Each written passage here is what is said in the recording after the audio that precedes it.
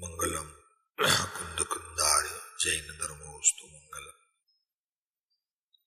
સર્વ મંગલ માંગલ્ય સર્વ કલ્યાણ કારણ પ્રદાના સર્વ ધર્માણ જૈનમ જયતુ શાસન મહાદેવ્યા કુક્ષિરત્નમ શબ્દજી ધર્વાત્મજ શ્રી રાજચંદ્ર વંદે તત્વલોચનદાયક પ્રભુ તત્વલોચનદાય ઓમ સજા પરમ.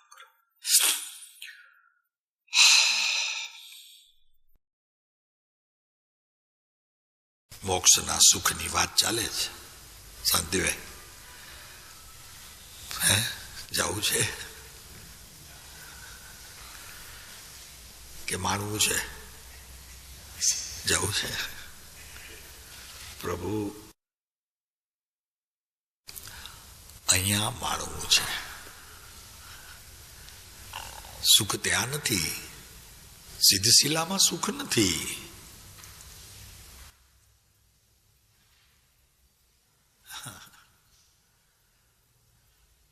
હા 343 ઘન રાજુ પ્રમાણ આ લોકાકાતની સ્થિતિની ઉપર જે સિદ્ધલોક છે ત્યાં સુખ નથી. ત્યાં છે સુખ તો નિગોદના જીવ ત્યાં છે એમને સુખ હોવું જોઈએ. નિગોદના જીવ પહોંચી જાય ત્યાં. ત્રસની ખબર નથી પણ નિગોદના જીવ ત્યાં છે તો એમને સુખ નથી. જો ત્યાં સુખ હોત સિદ્ધ લોકમાં તો ક્યાં છે સુખ? હા, સુખ તારી પાસે છે અને તું એને બહાર શોધે છે એટલે દુઃખી થાય છે. આટલું જ છે સુખ દુઃખની વ્યાખ્યા, બીજું કાંઈ નથી. સુખ તારી પાસે છે, તું એને બહાર શોધે છે. જેટલો બહાર શોધે છે તેટલી આકુળતાને વેદે છે, તેટલો વ્યાકુળ થાય છે, તેટલો સંકલ્પ વિકલ્પને જન્મ આપે છે અને તેટલો દુઃખ પામે છે. આટલી તો તારી ભૂલ છે. અનાદિથી આ ભૂલ છે. પ્રેમજીભાઈ, સાધુ ભાઈ अपना रूप जब देखा, साधु भाई अपना रूप जब देखा, करता कौन कौन किसकी, कौन मागे गे लेखा, साधु भाई अपना रूप जब देखा, करता कौन कौन कुनि करनी, कौन मांगेगा लेखा, साधु भाई अपना रूप जब देखा. પોતાનું ઘર જુએ તો સુખ, હાસ ઘરે પહોંચ્યા. પણ ત્યાં તો 10,000ની રૂમમાં તાજમહાલમાં હતો ને રોજના, રોજના 10,000 રૂપિયા, 15,000 રૂપિયા રોજના, રહેવાના જમવાના જુદા,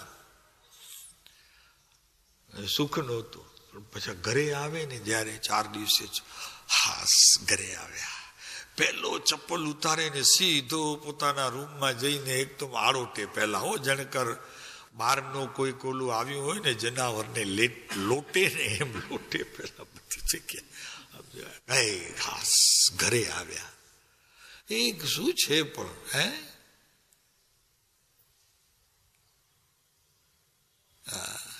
કાશ્મીર જઈ આવે.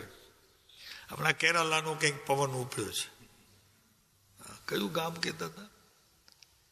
કુન્નૂર. પુનૂર જાઓ ને ત્યાં કુંદકુંદ ભગવાનનું ગામ છે, મજા આવશે ત્યાં. કુંડુરમાં શું છે તો કે સાહેબ ત્યાં તો જાડી ને ગીચ ને આ ને તે બધું ઝરણા ને ફરણા ને બધા ઘણા બધા છે.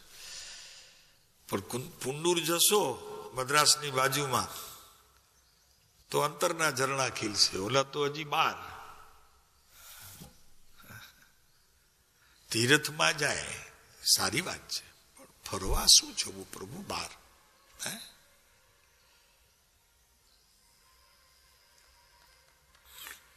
જ્યાંની ખબર મળે કોઈક આવે ને તો કે ત્યાં બહુ સારું, તો કે આપણે જઈ આવીએ, ચાલો.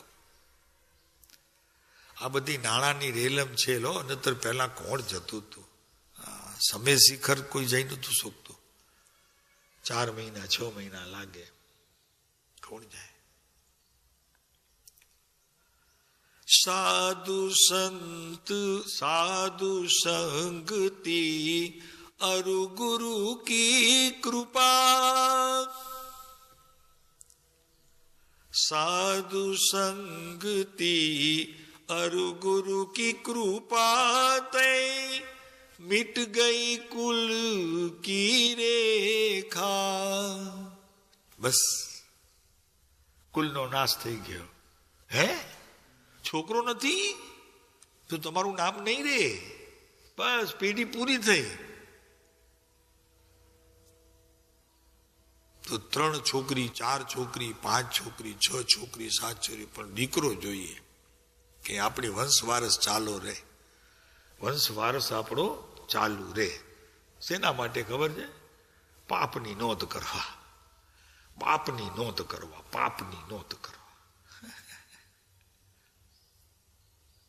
તો કે મારો દાડો હતો ને, મારો દાડો બહુ બદમાશ હતો. હવે ઈ કેવા વાળો પોતરો જોઈએ, પણ ન હોય તો કે તો નહીં, ખબર તો ન પડે, કાંઈ નહીં. આ તો બાપને ને દાદાને ને પાપને બધાને ખુલ્લું કરે, બાપને ને પાપને ને બધાને ખુલ્લું કરે. પણ જોઈએ હું છે, પણ તને હેડી હેડકી આવે, પણ તને તારા ગીત ગાશે, તારા દોષ જોઈ અને ગામને કેસે ન હોય સારું કે નહીં કાંતિભાઈ? પણ જોઈએ શું કરે, ન હોય તો અંદરમાં કંઈક નું કંઈક થઈ જાય. દીકરો નથી. વસંતજીભાઈ તમારે તો દીકરા છે, દીકરાના વળી પાછા દીકરા છે. અત્યારે તો પેઢી ચાલે છે પાપની. પાપની કીધી અમે, પાપની ન કીધી, પાપની કીધી.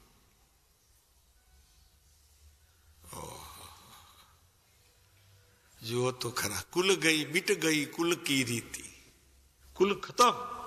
આનંદગંજી મહારાજ કહે છે કે કુલ અમારો ખતમ કરી નાખ્યો અમને હવે કુલની જરૂર નથી. કેમ કે અમે કુલમાં એટલા દિવસ હતા કે જ્યારે નિરાકુળ તત્વની ખબર નહોતી અમને, ત્યાં સુધી કુલમાં બેઠા હતા. પણ હવે તો અંદર નિરાકુળ તત્વ જે છે એની ખબર પડી. હવે કુળ કેવું? હવે તો આપણું અંદર નિરાકુળ તત્વ એ કુળ. મીટ ગઈ કુલ કી રીતિ. ખતમ. પ્રભુ હવે શું છે?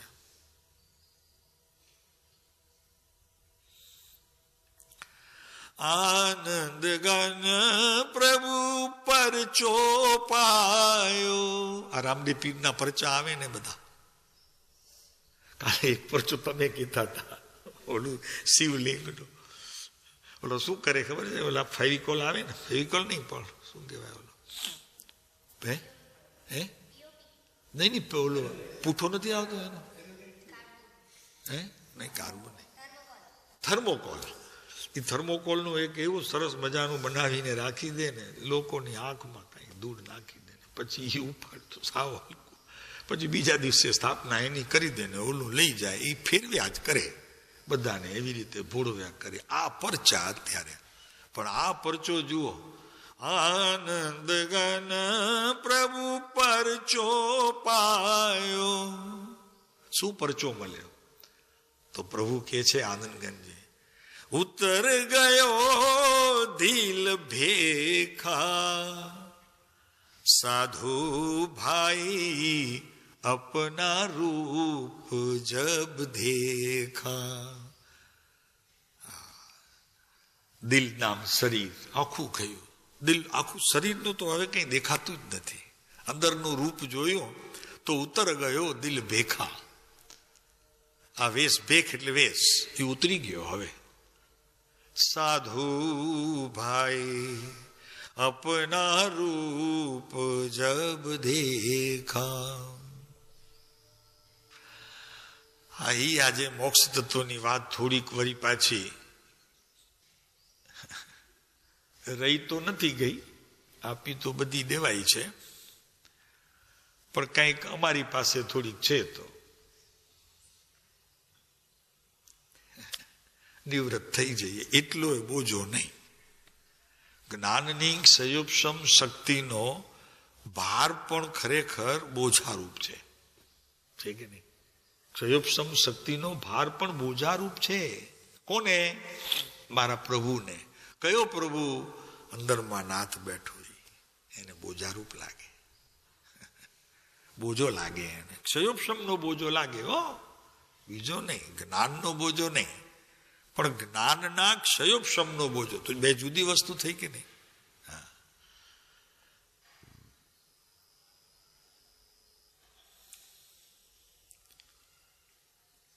શાંતિભાઈ, અહીંયા તો આખું બધું આવું ચાલે. ઉતર ગયા દિલ ભેખા, સાધુ ભાઈ અપના રૂપ જબ દેખા.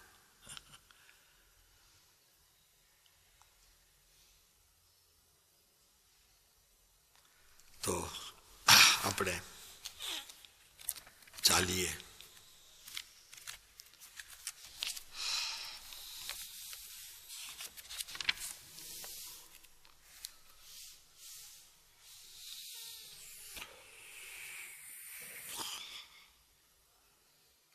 જે સમયે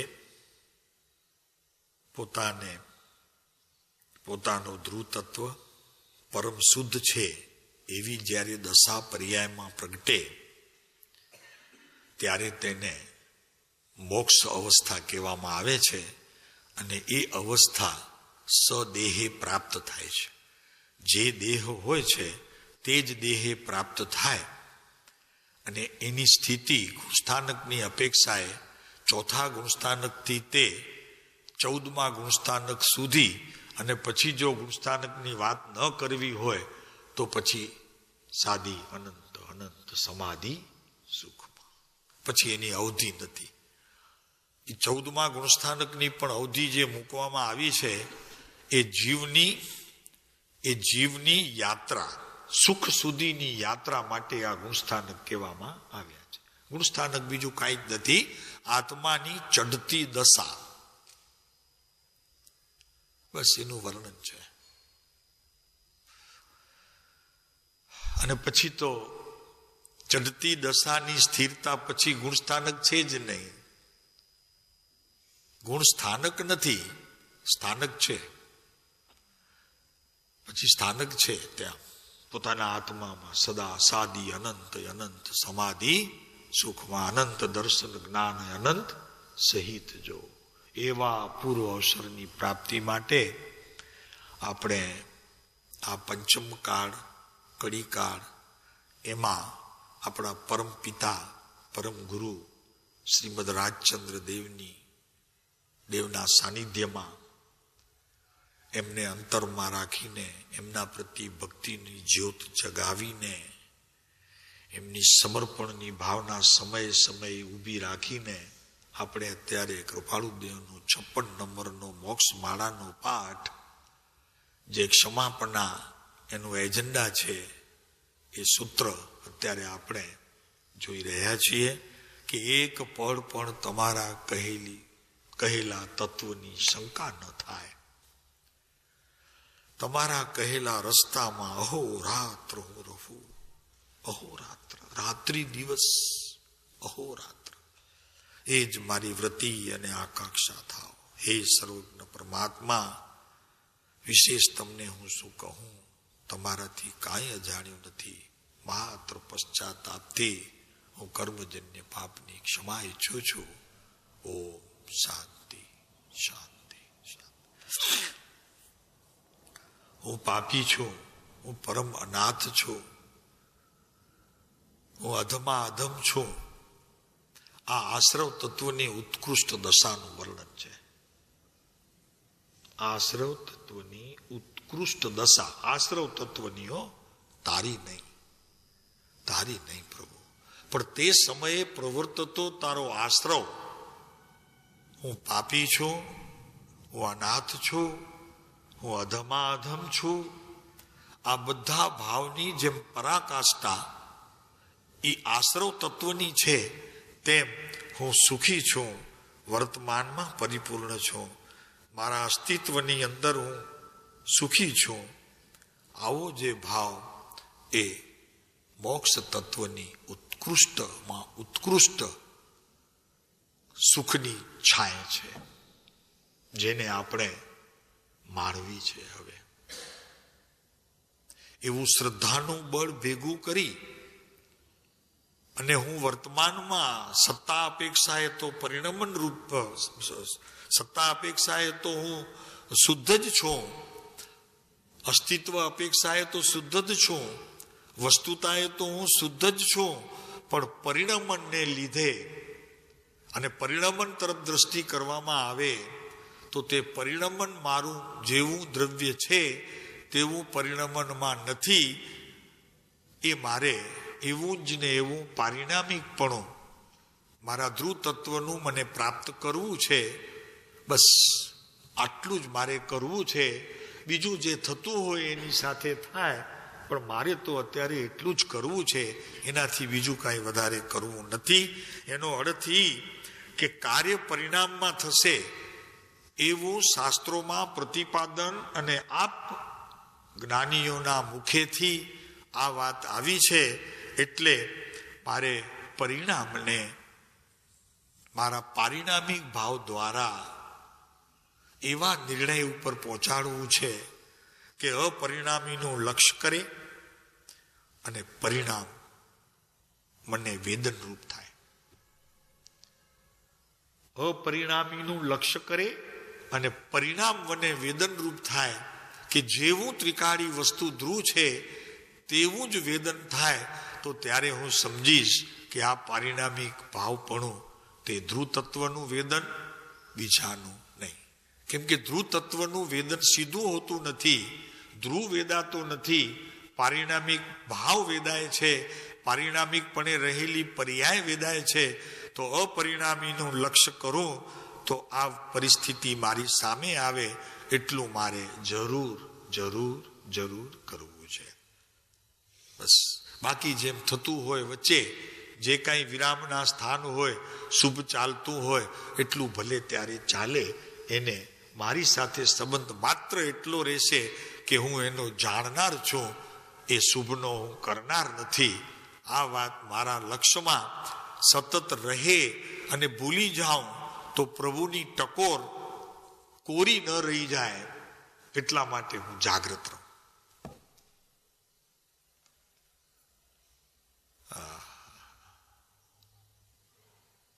આ વસ્તુ વ્યવસ્થા અરિહંત પરમાત્મા વિતરાગ કેવળ જ્ઞાની ધર્માત્માઓના મુખેથી આવેલી આ ઓમકાર ધ્વનિનો સાર. મને એનું પાન હો તો એનું પાન હો. પેય તત્વનું પાન મને હવે ન હો. શ્રુધા તૃષા રોગ વિનાશનાય અર્ઘમ નિરૂપા મિતિ સ્વાહા. સ્વાહા. પ્રભુ તમારા સાક્ષીએ હું હવે એને સ્વાહા એટલે કે એનો હવે મારા ભાવમાંથી સદંતર ક્ષય થાવ. મારા ભાવમાંથી સદંતર ક્ષય થાવ.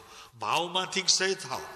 પણ દેહ હોય અને એ દેહ દેવળની અંદર પ્રભુ પરમાત્મા છે, એને ટકાવવા માટે હવે મને ભૂખ નથી લાગતી. કાલે કીધું તું કુખ માગે છે અને આપું છું, માટે સ્વાહા. હવે ભૂખ નથી લાગતી, એવું જ્ઞાન નથી. હવે મને ભૂખ લાગી છે, હવે કુખ માગે છે એને આપું છું, એટલે સ્વાહા. હો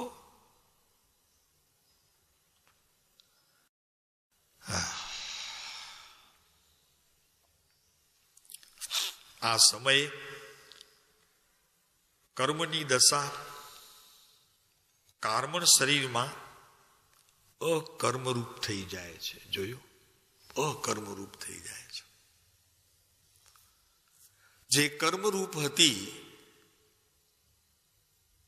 એવી ઉદય અનુસાર ઔદારિક શરીરમાં લક્ષ્ય કરતી, રાગ દ્વેષમાં પરિણમતી અને કસાયોને પોતાના માનતી એવી જે મારી અવસ્થા હવે કેવી થઈ ગઈ? અકર્મરૂપ થઈ ગઈ. કારણ કે પહેલા જે હતી એનું મને અત્યારે લક્ષ્ય હોવું જોઈએ ને અત્યારે જે છે તેનું મને જ્ઞાન હોવું જોઈએ, ત્યારે મને ભેદ પકડાય.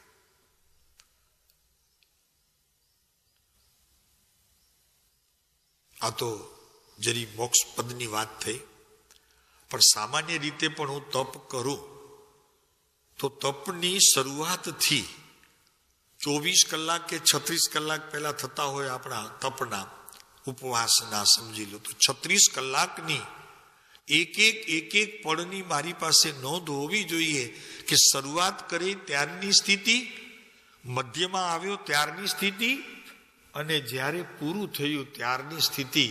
મારા જીવનની અંદર આ જ્ઞાનની કઈ જાતની ઉતર ચઢ આવી એનું મારી પાસે મેળ હોવો જોઈએ. જો નથી તો તે ઉપવાસનું ફળ લાંઘન માત્ર છે. એમ અહીં શ્રેણી માંડી પ્રભુને પ્રાપ્ત કર્યા અને એ પ્રભુને પ્રાપ્ત કર્યા પછી અપરિણામી એવું આત્મદ્રવ્યનું લક્ષ્ય ચૂકી જવાય તો ફરી પાછું 11મું ગુણસ્થાનક એ રેડ સિગ્નલનું મૂકવામાં આવ્યું છે. એ તો ખાલી શાસ્ત્રનો આધાર અને એક સિદ્ધાંત. બાકી વાસ્તવિકપણે તો જેમ કીડી દિવાલ ઉપર ચડે છે ને પડે છે, ચડે છે ને પડે છે, એમ મુનિ ઉપસમ શ્રેણી એક ભાવમાં 6 વખત આવે છે. માત્ર 6 જ વખત એને ઉપસમ અને શ્રપક શ્રેણી ચડવાનો ભાવ, એનાથી વધુ વાર નથી આવતો. કીડીનું દૃષ્ટાંત તો આપીએ કે ચડે ને પડે, પણ એના જીવનમાં તો એટલી જ વાર આવે છે એક ભાવમાં. હવે કેટલું અઘરું હશે વિચાર કરો શાંતિભાઈ. અહીંયા તો થોડું કંઈક ઉપવાસ ને તપ જપ કર્યા તો કે તમારો મોક્ષનો થડો બંધાઈ ગયો, એમ કે છઠ કરી અઠમ કરી તો મોક્ષનો થડો બંધાઈ ગયો. પ્રભુ આ લાલચ સારી નથી. પ્રભુ એમને સત્ય વાત કહો, તમારા શરણે આવ્યા છે એમને સત્ય કહો કે આ ઠીક નથી. પ્રભુ ઉપધાન કર્યું તો મોક્ષનો થડો બંધાયો, 99 યાત્રા કરી તો મોક્ષનો થડો બંધાયો. પ્રભુ એનો આત્મધન લૂંટવાનો તમને કોઈ અધિકાર નથી. એમને સત્ય કહો. તમારામાં હિંમત ન હોય તો અમે તો કહીએ કે એ હિંમત એકઠી કરો, પણ કહો, સત્ય કહો.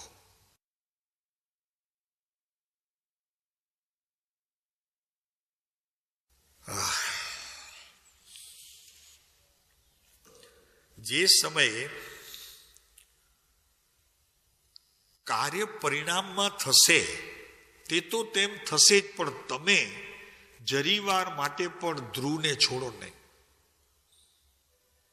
આ ધ્યાનની પરાકાષ્ઠા છે, એનો લક્ષ્ય છોડો જ નહીં.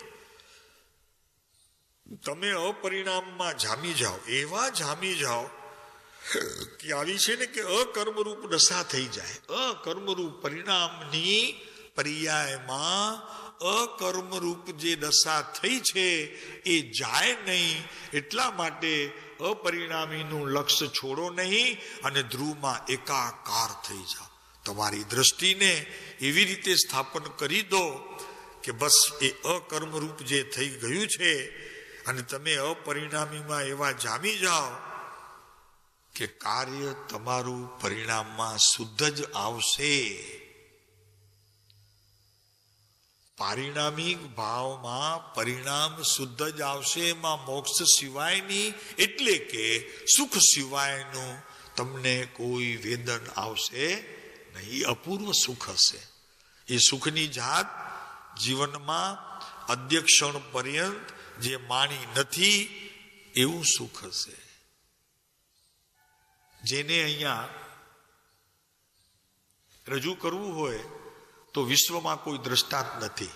છતાં યશોવિજયજી મહારાજે એક દ્રષ્ટાંત આપી, જોકે છે સંસારથી પણ થોડુંક અકાળ રૂપ છે, કાળ રૂપ છે એમ કહો તો ચાલે, પણ છતાં આપ્યું છે. હલો, કુંવારી કન્યા હોય એને પતિના સુખની શું ખબર હોય,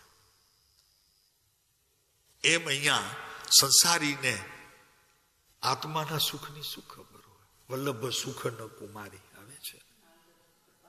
હા, નાગર સુખ નવી પામે વલ્લભ સુખ ન કુમારી. આ સુખની સાથે એની જરી ઝલક દેખાડી છે, પણ પ્રભુ એ કઈ થોડું જ મેળ ખાય આમાં ને આમાં. ઓલું તો ક્ષણિક, આ તો સાદી આનંદ. પણ છતાં જેટલું બતાવાય તેટલું આચાર્યોએ પણ એ વાત કરી છે. એનાથી આપણને લક્ષ તો આવે, ખ્યાલ તો આવે. સાચી વાત છે, કુંવારી કન્યાને પતિના સુખની ખબર ના હોય, એમ મારી પર્યાય અત્યારે ધ્રુવ વિનાની કોરી હોય તો એને આત્માના સુખની શું ખબર પડે?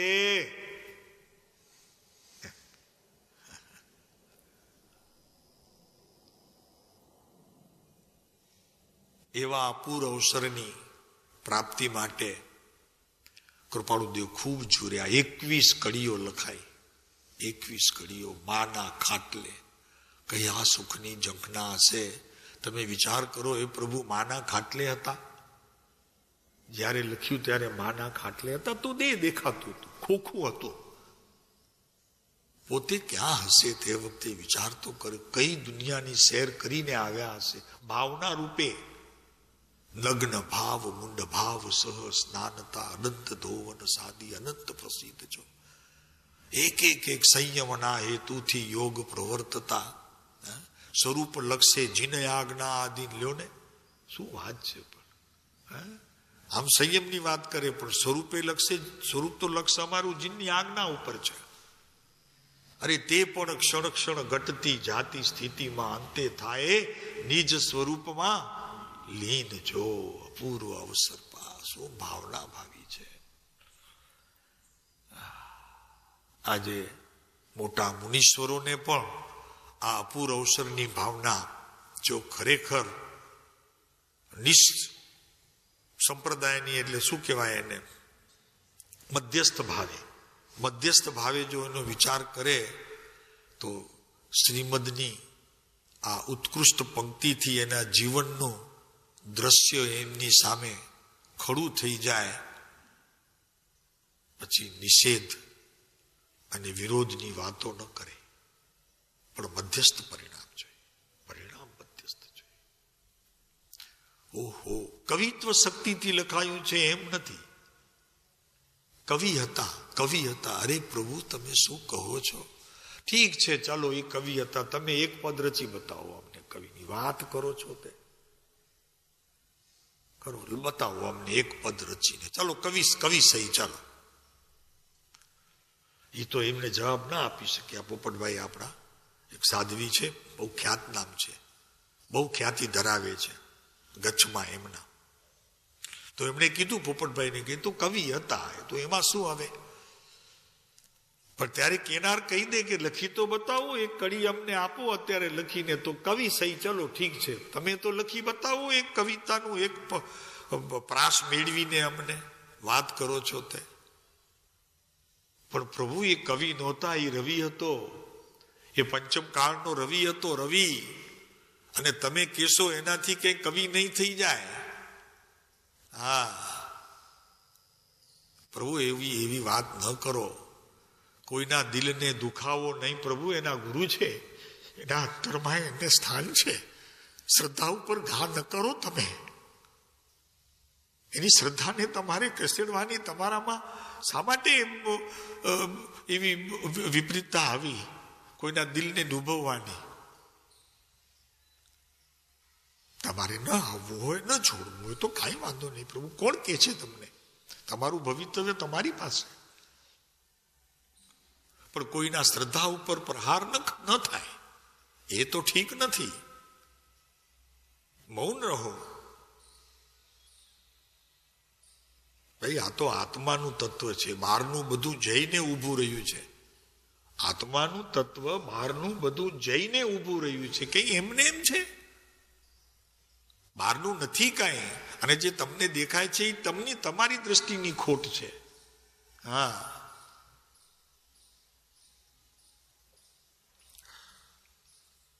તો તે સમયે કર્મની દશા જુઓ. મોક્ષ તત્વની અંદર પણ કર્મની દશા વર્ણવે છે.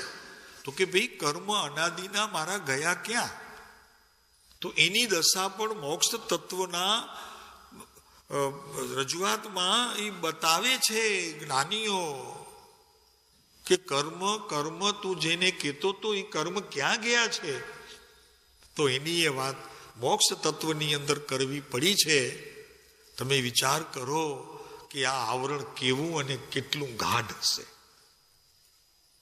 આ કર્મનું આવરણ કેટલું ગાઢ છે.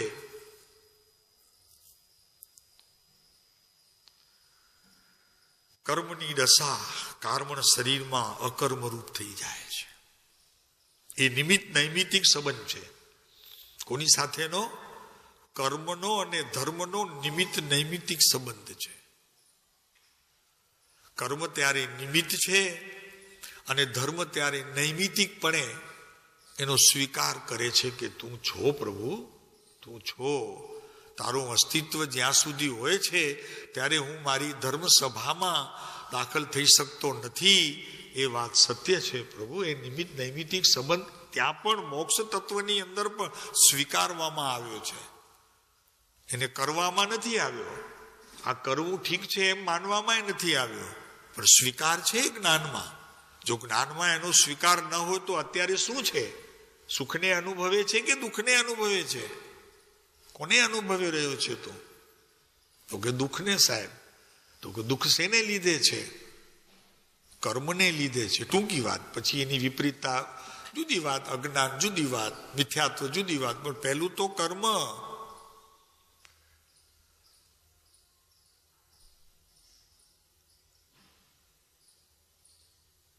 કર્મ એટલે પોતાનું ભૂલથી કરેલું કાર્ય, એ કર્મ. અને બીજી વાત જો લેવામાં આવે અધ્યાત્મથી, આ આગમ પદ્ધતિથી, હવે અધ્યાત્મ પદ્ધતિ કહેવામાં આવે તો કે જ્ઞાન ક્રિયાને ચૂકીને જ્ઞાનની ક્રિયાને અન્યમાં ભેગી સમજી અને ભેળવવી અને તે પ્રકારે કાર્યમાં જોડાવું, તો એ તારું કાર્ય નામ કર્મ. આગમ અને અધ્યાત્મનો આટલો ફેર. આગમમાં એમ આવે કે અજ્ઞાન ભાવે કરેલા જે કંઈ પૂર્વના કાર્ય એ કર્મ. આગમ ભાષામાં એમ આવે, અધ્યાત્મ ભાષામાં એમ આવે કે વસ્તુ જેવી હતી તેવું પરિણમન ન કરતા જ્ઞાનની સાથે અન્ય પદાર્થને ભેગું કરવું અને તેને પોતાનું માનવું, એ અધ્યાત્મ દ્રષ્ટિએ. આટલી કર્મની વ્યાખ્યા. હું છે પણ પ્રભુ. ભણો છો તમે, પંડિત છો, હસો ભાઈ, પંડિત હસો તમે, પંડિત હસો. તમારે ઓલા લે છે ને ડિગ્રીઓ ફિગ્રીઓ ને મળે, એને કયો આ છે જુઓ. હા, એ ડિગ્રીમાં કાંઈ ન વરે. હવે દીકરીઓ આમ ન કરી તો આમ દીકરીઓ કરે છે. સોરી, દીકરી નહીં. પ્રભુ પ્રભુ પ્રભુ શું છે પણ આ? હા, અરે પ્રભુ કાંઈ નથી, કાંઈ નથી પ્રભુ. મૂળને પકડો તો વૃક્ષ ઊભું રહેશે. દાડીને પાંદડાને પકડશો નહીં ઊભું રહે પ્રભુ. તો એ નિમિત્ત નૈમિતિક સંબંધ છે ભાઈ. કર્મ તે સમય નિમિત્ત છે અને ધર્મ તે સમય નૈમિતિક પડે છે. તો શું નૈમિતિક પડે છે? તો કે કર્મ મારા છે એવી સમજવાની દ્રષ્ટિ તે નૈમિતિક છે.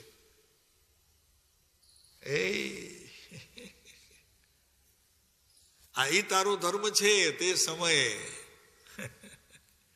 કર્મને સહારે આશરે રહી ગયો, હે, તો નિમિત્તને આધીન થઈ ગયો. એ તારું નૈમિતિક તત્વ. વાહ! એનો હવે વર્તમાનમાં અભાવ, વર્તમાનમાં જ્ઞાનની પર્યાયમાં એનો અભાવ.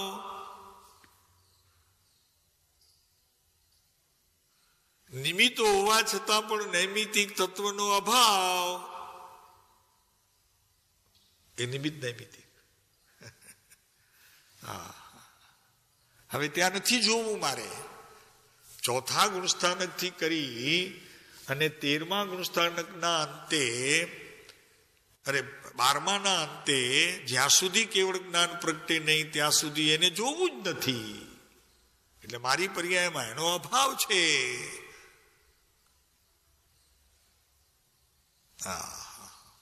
લ્યો તો ખરા, જો આવશે ભાઈ, બધું આવશે, પરિણામમાં બી આવશે, આવું જ આવશે. જેની ધીરજ રાખ, પરિણામમાં આ બધું આવશે. ધીરજ રાખ. તારી દ્રષ્ટિ અત્યારે ધ્રુવ પર છે તો આ તને જણાતું નથી, પણ જ્ઞાનીઓની કોઈક અત્યંત કરુણા છે. કેવડીની વાણીમાં આવેલી વાતને તારા થતા શ્રેણી ના કાર્યમાં ક્યાંક બી તારી ચૂક થતી હશે અને તને પડવાનું કોઈ નિમિત્ત મળશે તો એને રોકવાનું તારું નૈમિતિક બળ ટકી રહે એટલા માટે બધું કહેવામાં આવશે. ભાઈ ધીરે ધીરો પડ, જરી બધું થશે. આ શેની વાત ચાલે છે? મોક્ષ તત્વ ચાલે છે. મોક્ષ તત્વ છે કે સુખ તત્વ છે? હે, કયું તત્વ ચાલે છે? સાચા સુખની વાત ચાલે છે. દાળ સારી થઈ હોય તો એમાં સુખ નથી. આજે બહુ સરસ દાળ થઈ છે, ભાઈ સુખ છે, તમને ખબર નથી. દાળમાં સુખ છે એ મારું જ્ઞાન કરે છે કે કોણ કરે છે? કે જળ શરીરને ખબર પડી, જીભને ખબર પડી કે આત્માને ખબર પડી? તો આત્માના સુખની છાટ તો મને ખબર છે કે એમાં જ સુખ છે. એસી અત્યારે 15માં છે. 15 શું કહેવાય તમારે? ઓલા હે 15 ડિગ્રી પર છે. ઠંડક સારી છે. 12-35 છે. મજા પડે છે. કોને મજા પડી? ડેડ બોડી ને? અચ્છા, એક વાત, ચલો ડેડ ને નહીં, આને ખબર પડી? તો કે ના સાહેબ, આને ખબર ન પડી. અરે ઠંડુ તો થયું કે નહીં? પણ ઠંડુ થયું એ કીધું કોણે? એ જાણ્યું કોણે? એને વેદ્યું કોણે? તો કે સાહેબ એ તો માયેલો બેઠો એ જ વેદે ને, બીજો કોણ વેદે? પણ હવે જુઓ, તમે વિચાર કરો, 35 ને 15 નો ડિફરન્સ જ્યારે વેદે છે ત્યારે પોતાને સુખ છે એમ સમજે છે. તો જ્યારે આ તો અનંત કર્મોનો અનંત કાળમાં ભેગો કરેલો આ કાર્મણ વર્ગણાનો કચરો એક ઝાપટમાં દ્રષ્ટિમાં જ્યાં ધ્રુવ નજરે ચડ્યો તો શું કહેવાય, ભવાંકુરો ભાંગી ગયા. એમ આવી હતી ને વાત, ક્યાં આવી હતી સવારે? ભવાંકુરો, ભવના અંકુરો કક્કડ ભૂસ થતા જોવામાં આવ્યા. આ ભવના અંકુરો ખતમ બધા. ભવાંકુરો ભાંગી ગયા, ભાગી ગયા, ભાંગી ગયા. એવું થઈ ગયું. અને પોતાના ધ્રુવ તત્વમાં એટલે અચળ સ્થિત ધ્રુવમાં એમણે સ્થિતિ કરી લીધી. એને આપણે નહીં. તો આપણે શું કર્યું હતું કે આપણે આપણી સીમામાં આવ્યા, આપણી મર્યાદામાં, આપણી હદમાં આપણે આવી ગયા. પતી ગયું. પછી કોનું રાજ? હવે આપણને કોણ નડશે? ખેતરના શેડે જઈએ ત્યાં સુધી એમ કે કોઈક અટકાવશે, પણ આપણી સીમમાં આવી ગયા, આપણા ખેતરમાં, પછી કોણ? ખેતર એટલે ક્ષેત્ર કહેવાય. એ લોકો ખેતર કે, ખેતર કે એમ કઈ બોલ્યા કરે. શબ્દોનું અભ્રંશ ચાલે. સંભર કે, સંવરને સંભર કે, આ બધું ચાલ્યા કરે. પણ એમે ન ચાલે. તો સત્ય પૂછતા હો ને તો એમ ન ચાલે. શબ્દોમાં આ રીતે ભેરસેર પ્રેમજીભાઈ ન ચાલે. અશુદ્ધ ઉચ્ચારણ તે દોષનું કારણ છે. શા માટે? તો કે એનાથી એનો અર્થ બદલાઈ જાય, અને અર્થ બદલાય છે તો ભાવ બદલાય છે, અને ભાવ બદલાય છે તો જ્ઞાનની ક્રિયામાં ફેર પડે છે, અને જ્ઞાનની ક્રિયામાં ફેર પડે તો આત્મા મારો જ્ઞાન સ્વરૂપે છે. તો મોટો ડુંગર ત્યાં ખડકાઈ જાય. પહોંચ્યું ત્યાં ઠેઠ. હા, એ તમે વાત કરી તો ત્યાં પહોંચી ગયો તરલ ને. આ બધી વાતો પહોંચી ગઈ ત્યાં. તો આ એમ થઈ જાય. એટલે વાત નાની હોય, પહોંચે બધી ત્યાં પછી એમ. એક ખાલી શબ્દની ભૂલ.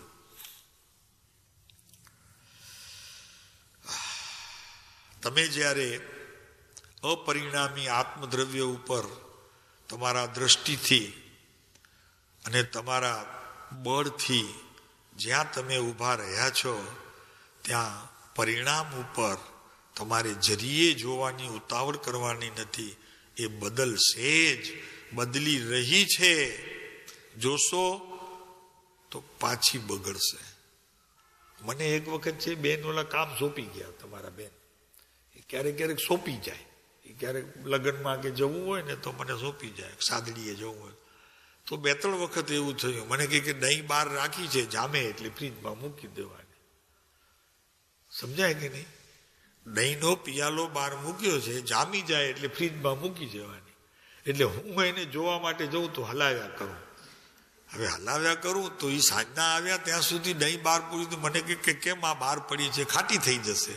મેં કીધું ખાટી તો થાય ત્યારે પણ દહીં થઈ જ નથી. તો કે શું કરતા હતા? મેં કીધું હું જોતો હતો ને જરા આમ કહું એટલે હજી બીજી તો ચમચી નાખીને ન હલાવું, પણ એમ આમ જરા કરો તો કે ન કરાય. તો કે હવે જો દહીં તમને કાલે નહીં મળે. મેં કીધું અમને કઈ નહીં મળે તો વાંધો નહીં, પણ આમ બી ન કરાય આટલું. તો કે આટલું એ ન કરાય. રસનજીભાઈ તમને એવા કામ મળે કે ન મળે? અમને મળે ને તો પછી કરો કે પછી ગુસ્સે થાવ? અમે તો રાજી થઈએ. મેં કીધું સારું લ્યો, આજે ખબર તો પડી કે આ દહીંના ઉપરથી આપણું કેટલું બધું જ્ઞાન વધી ગયું કે દહીંને પણ આમ હલાવવાથી એ જામતી નથી. તો આ ધ્રુવ તત્વને ઘડી ઘડી પર્યાય દ્રષ્ટિ કરવાથી એ ધ્રુવે જામતો નથી દ્રષ્ટિમાં.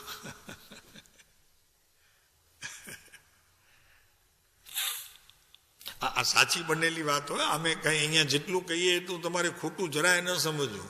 હા, પછી જરા વઢવાડે પડે કે તમને લોકોને કામ આપી જાઓ પુરુષોને તો આવા જ બધા કરો. મેં કહું વાત એ સાચી છે, અમારા જે કામ ન હોય એ અમને સોંપો તો એવું જ થવાનું.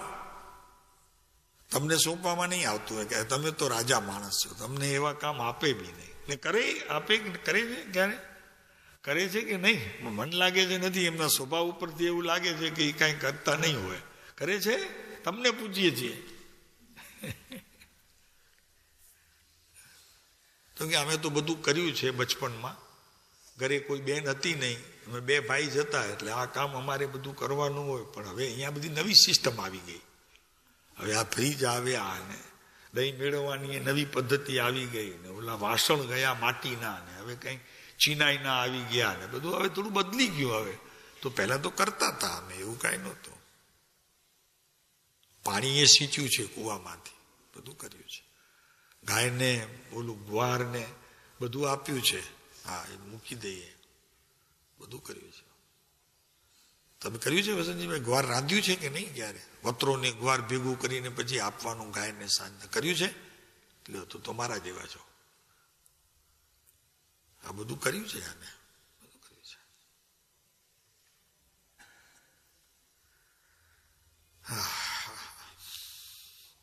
એટલે ટૂંકામાં શું થયું કે હવે માત્ર દોડ રહી, હવે રેસ નથી. એમ આ મોક્ષ તત્વની અંદર એક વાત બહુ પાકી થઈ ગઈ કે મારે હવે દોડવું છે, પણ હવે રેસ હતી ને પહેલા જે એ નથી. હવે રેસ સમજાય ને? હવે રેસ નથી. પ્રેમજીએ સમજાણું કે નહીં? આમાં રેસમાં આપણને દોડવું પડે, 4-5 જણા હોય એમાં આપણે જાગ્રત રહેવું પડે ને હારી જવાનો ભય હોય. પણ હવે તો મારે દોડવું જ છે, એકલું દોડવું છે, મારે હારી જવાનો પ્રશ્ન જ નથી. એટલે રેસ નથી હવે, એમ મારે દોડવું જ છે. તો ધીરે ધીરે શાંતિથી પહોંચી જઈશ.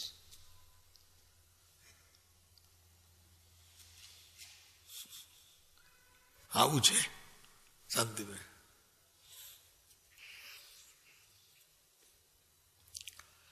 સારું લ્યો, રેસ તો ગઈ. આટલા દિવસ સુધી તો જગતની રેસમાં હતા. હે આ આગળ ગયો ને આ કાલે આવ્યો ને આટલો આગળ વધી ગયો. હે આ બધું નીકળી ગયું, શાંતિ થઈ ગઈ.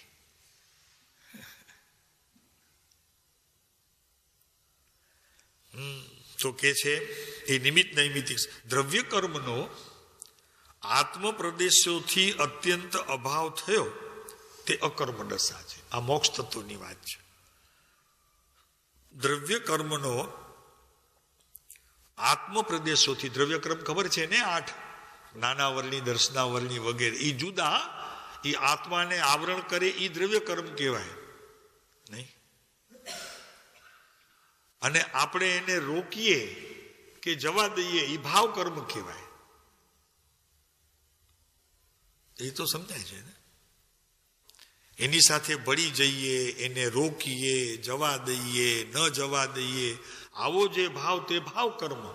એને બીજી રીતે શુભ અને અશુભ ભાવની ક્રિયાનો કરનાર કહેવામાં આવે છે. અને દ્રવ્ય ભાવ જે છે, આપણે દ્રવ્ય કર્મ જે છે તે આવરણ રૂપ થઈને જ ઉદયમાં આવે છે. પૂર્વ કર્મમાં જે કાંઈ અજ્ઞાનની પ્રવૃત્તિ કરી હોય એનાથી જે આવરણ આવી ગયું, તમે જોજો ને આજે દેખાશે બીજનો ચંદ્ર એ કેટલું આવરાઈ ગયું છે. તો એવું જે આવરણ આવી ગયા તો પ્રકાશનો ભાગ ઓછો હોય, તો જે પ્રકાશનો ઓછો ભાવ છે, ઓછો ભાગ છે, તેને ક્ષયોપશમ કહેવાય. સમજાય છે? તેને ક્ષયોપશમ ભાવ કહેવાય. એટલે જેટલો ઉઘાડ રૂપ ભાવ છે એને ક્ષયોપશમ ભાવ, અને જેટલો ઢંકાયેલો છે તે આવરણ રૂપ ભાગ.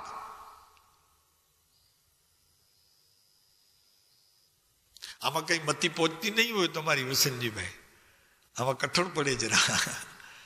એટલે ત્યાં બુક્સ લેવી પડે તમારે. ત્યાં મુંબઈમાં બધી બુક્સ લેવી પડે, વાંચવું પડે જરી,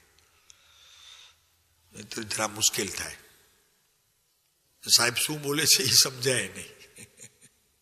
વળી વચમાં બોલે આ રેસ ચાલીને એ વળી સમજાય તો કે હવે રેસમાં નથી, આપણે રેસથી બહાર નીકળી ગયા. અઘરું પડે જરી, વાંચીએ અભ્યાસ ન કરીએ તો અઘરું પડે જરી. બાકી નીતર તો સહેલું છે બહુ. દ્રષ્ટાંતથી ખ્યાલ આવે ને. બીજનો ચંદ્ર જોઈએ, અમે જોતા હતા સવારના અમાસનો ચંદ્ર. તમે જોયો અમાસનો ચંદ્ર? કોણ જુએ? પૂનમના જુએ બધા, અમાસને કોની ફિકર પડી જોવાની? અમે અમાસનો ચંદ્ર સવારના જોયો, બતાવ્યો આને અમાસનો ચંદ્ર. મેં કીધું જો અમાસનો ચંદ્ર. પણ એનો ભાગ જેટલો ખુલ્લો હતો એ દેખાતો હતો, અને ઉપરની પટ્ટી જે આવરણ છે એ પણ દેખાતું હતું, ઉપરનું રિંગ દેખાતી હતી. પછી મેં કીધું હીરાની અંગૂઠી જેવું છે. આ જે પ્રકાશ લાગે છે ત્યાં હીરા લાગે છે, અને બાકી જે અંધારું છે ત્યાં હોલ લાગે છે. તમે જોયા? તમે જુઓ કોઈ દિવસ અમાસનો ચંદ્ર? ભાઈ અમાસનો ચંદ્ર આપણે પોતે, એ તમને ઓલો લાગે. હમણાં ઓલાની મેં વાત કરી એમ નથી. કર્મથી આવરાયેલો પ્રત્યેક જણ તે અમાસનો ચંદ્ર છે.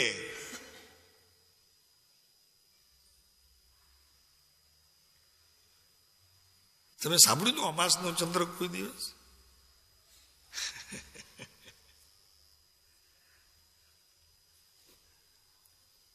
નવીનભાઈ તમારા કાને પડ્યું હતું અમાસનો ચંદ્ર?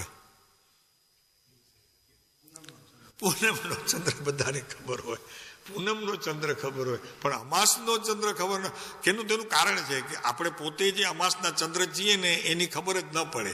12મા પૂનમના ચંદ્રની ખબર પડે, આજે બીજનો ચંદ્ર છે એની ખબર પડે, પણ આપણે પોતે અમાસના ચંદ્ર છીએ એ તો ખબર જ ન પડે. અને પોતાની જ પોતાને જાતને ખબર નથી. આપકુ ભૂલ ગયે ઇનસે ક્યાં અંધેર, સમર સમર કર હસત હૈ નહીં ભૂલેંગે ફેર. પોતાની જ પોતાના જાતને ખબર નથી કે હું અમાસનો ચંદ્ર છું. એનું પોતાને લક્ષ્ય આવે છે, પણ આમ નહીં. અમાસનો ચંદ્ર જેવું નહીં કે ઉઘાડ થોડો ને આવરણ જાજુ. અને એમાં એક વસ્તુ આવે કે ઉઘાડ થોડો ને ડાપણ જાજી. ઓછામાં આપણને એને વધારો આપવો હોય તો એવી રીતે, તો કે એને કહે કે આવરણ વધુ, એમ કહીએ તો ઓલાને જરા સારું ન લાગે. એના કરતાં કહીએ એને કે પ્રકાશ ઓછો અને ડાપણ જાજી, તો એ જાજીમાં રાજી થઈ જાય. તો કે ઓ મને જાજુ કહ્યું.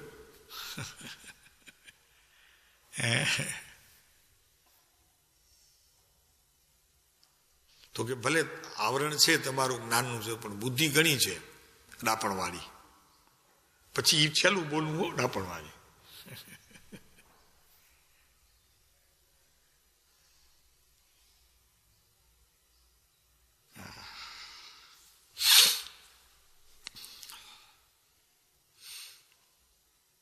તો દ્રવ્ય કર્મનો આત્મ પ્રદેશોથી અત્યંત અભાવ થયો તે અકર્મ દશા છે. હજી જ્યાં સુધી અકર્મ દશા છે ત્યાં સુધી હજી પારિણામિક ભાવ નથી. હજી એ જ ઔદયિક પર્યાયની અંદર અને બીજા ભાવ જે એમાં હોય છે, પ્રાગ ભાવ વગેરે, એ બધા 5 ભાવોની 4 ભાવોની જે વ્યાખ્યા આવે છે શાસ્ત્રમાં, એ વધે અંશે પોતાના જ્ઞાનમાં જણાયા કરે છે.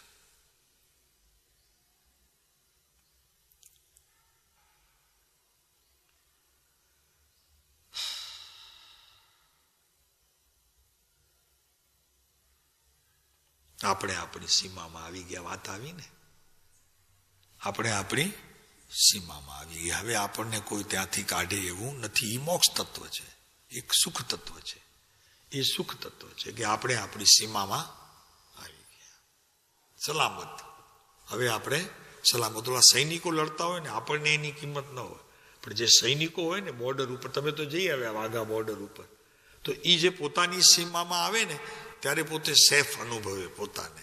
અને ત્યાં જાય ને ત્યાં જરાક સેફ ન સમજે, છતાં એ લોકો તો બહુ મળતા હલતા હોય છે, કારણ કે એ લોકોને કાંઈ મતલબ નથી. આ જમીનના ઝઘડા તો રાજકીય નેતાઓએ ઊભા કર્યા છે. એ લડનારને બિચારાને કાંઈ જમીન સાથે કાંઈ નથી. એ તો એ કહે છે કે ભાઈ તમારી માતા છે ને અમારી એ માતા છે. પણ આ ઝઘડા બધા કોણ કરાવે છે? રાજકીય નેતાઓ આ બધા ઝઘડા કરાવે છે. ત્યાં તો એ લોકો બહુ હલી મળીને રહે છે. એવું લાગ્યું ને તમને ત્યાં ઓલા બોર્ડરના? બહુ હલી મળીને લે, કારણ કે આખો દિવસ એ જ હોય, બીજું કોઈ તો હોય નહીં, દેખાય નહીં. એટલે એક મિત્રતા જેવો નાતો બંધાઈ જાય. હવે એમને જ્યારે લડવું હોય ત્યારે કેટલું અઘરું પડે. જેની સાથે રોજ આપણે બેસતા હોઈએ, ઉઠતા હોઈએ, ખાતા પીતા હોઈએ, એની સાથે જ ગનથી જેને ઉડાવવું પડે, મિત્રને જ્યારે ગનથી ઉડાવવું પડે, એની પીડા કેટલી હોય. એમ આપણે સમયે સમયે આ જ્ઞાનરૂપી મિત્રને, આપણા સજ્જનને, સ્વજનને ઉડાડતા રહીએ છીએ ગન દ્વારા. મૂળ વાત તો એ કરવી છે. આમાંથી એ લેવું તો આપણને આપણું તત્વ જ છે ને, ભગવાને કહેલું. તીર્થંકર પરમાત્માની વાત, પ્રભુ એની તોલે કોઈ વિશ્વનો દેવ ના આવે. એવો સર્વજ્ઞ દેવ પરમાત્મા, જેને રાગ રહિત દશા કરી અને વિશ્વને જે બોધ આપ્યો છે, પ્રભુ એ બોધની તોલે કોઈ ઉત્કૃષ્ટ વિશ્વમાં બોધ નથી. કોઈ પણ સંત, ગમે તેટલા ઉચ્ચ કોટીના સંત હોય તો પણ રાગની વાત આવ્યા વગર રહેશે નહીં. આ તો સર્વાંગી વિતરાગ વિતરાગ વિતરાગ વિતરાગ વિતરાગ. કાનો મંત્રનો ફેર નહીં, એવો બોધ પ્રભુ સર્વજ્ઞ વિતરાગ ભગવાનનો. આપણા ભોગે આવ્યો, ભોગે આપણા ભોગે આવ્યો, નહીં સમજાણું ને, ભોગે આપણા ભોગે આવ્યો, સોરી આપણા ભાગે આવ્યો. વાંધો નહીં, કાંઈ વાત, પણ અમે ભોગે સમજીને બોલ્યા છીએ.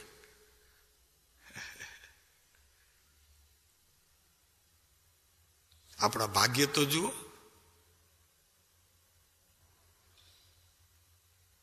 કેટલા નસીબદાર છીએ શાંતિભાઈ, બહુ ભાગ્યશાળી છીએ, બહુ ભાગ્યશાળી. પણ આપણે માનતા નથી ભાગ્યશાળી છીએ.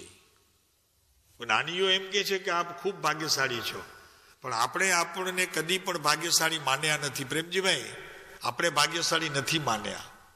દુઃખની વાત છે.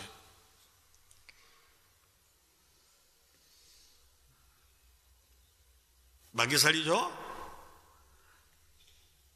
વસંતજીભાઈ? તમને પૂછી, ભાગ્યશાળી છો? તો સારું. માનો છો? માને? હા પાડે, માને છે. સારી વાત છે, બહુ સારી વાત છે. 14મા ગુણસ્થાનકના અંતે ઉર્ધ્વ ગમનથી જીવ સિદ્ધલોકમાં બિરાજમાન થાય છે, તે દ્રવ્ય મોક્ષ છે. તેને દ્રવ્ય મોક્ષ કહેવામાં આવે. અહીં 9 તત્વનું વર્ણન આ ટૂંકામાં પૂરું થયું. આ 9 તત્વનું વર્ણન ટૂંકામાં પૂરું થયું. વિસ્તાર તો ઘણો લાંબો છે. એ વિસ્તાર લખાય જેટલો લખાણમાં આવે એનાથી કંઈ ઘણું ભોગવવામાં આવે તો આપણને એને ભોગવવાના ભાવ રાખવા, લખવાના નહીં. ગમે ત્યારે પણ એક દિવસ આ ભાવ મારા જીવનની અંદર એવી રીતે આવે કે હું વિશ્વના તમામ જીવાત્માથી કંઈક અધિક છું. વિશ્વના તમામ જીવાત્મામાં હું કંઈક અધિક છું. હા, આવું જે માને એને અહીંયા સ્વયંનું મહાત્મ્ય આવ્યું એમ કહેવામાં. અચિંત્ય મુજ મહાત્મનો, અચિંત્ય મુજ મહાત્મનો. એને પોતાના આત્માનું મહાત્મ્ય આવ્યું અને એ જ જીવ કહી શકે કે હું કંઈક અધિક છું, બધાથી કંઈક જુદો છું બધાથી કંઈક. એટલે દુનિયાના કોઈ માણસ સાથે એનો મેળ ન ખાય. જોજો તમે હવે ખ્યાલ રાખજો કાંતિભાઈ, હવે છે ને એ જ લક્ષ્મીનારાયણ લેન્ડમાં તમે 10 વર્ષ પહેલા જયારે રહેવા આવ્યા ત્યારે ફરતા હતા ને હવે આજે ફરશો તમને ઘણું અંતર લાગશે. બીજાઓને જોશો ને તો તમને એમ લાગશે કે હું તો એમાં એલો નથી. હવે હા, એમ અનુભવ થશે, હવે ખ્યાલ આવશે. અને આ બહેનોને કહીએ ત્યાં મુંબઈ જઈને લગ્નની સિઝન આવે છે, સમજાણો, તો એ તમે જ્યાં લગ્નમાં જશો ને તો તમને એમ બધાથી જુદા તમને એમ લાગશે, અનુભવ થશે તો કે આ જુદા ને હું જુદી. હા, એ જે ખપનું છે હો, એ જરૂરી છે, બહુ જરૂરી છે. આટલો ભેદ જરૂરી છે. જો નથી ભેદ એ આપણા જીવનમાં હજી આવ્યો તો સમજવું કે હજી અધુરાશ છે મારામાં, હજી હજી હું ભાગ્યશાળી નથી. તો અહીં આજે અત્યારે આપણા જ ઘરમાં નિમંત્રણ જે મળ્યું છે, આપણા જ ઘરમાં મળ્યું, તો એ નિમંત્રણને આપણે સહર્ષ સ્વીકારીએ અને મોક્ષ માર્ગમાં આપણે બધા વહેલા સુખધામ અનંત સુસંત ચહી દિન રાત રહે તદ ધ્યાનમહી પર શાંતિ અનંત સુધામય જે પ્રણમો પદ તે વરતે જય. તે આવા મોક્ષ પદની પ્રાપ્તિ માટે આપણે સૌ વહેલા કૃપાળુદેવના કહેલા આ ક્ષમાપણાના પાઠમાં જે અંતે કહ્યું એ આપણે સિદ્ધ કરીને બતાવીએ. પશ્ચાતાપથી હું કર્મજન્ય પાપની ક્ષમા ઈચ્છું છું, હવે નવા નહીં કરું, આવી હું આપની પાસે પ્રતિજ્ઞા લઉં છું. ઓમ શાંતિ શાંતિ.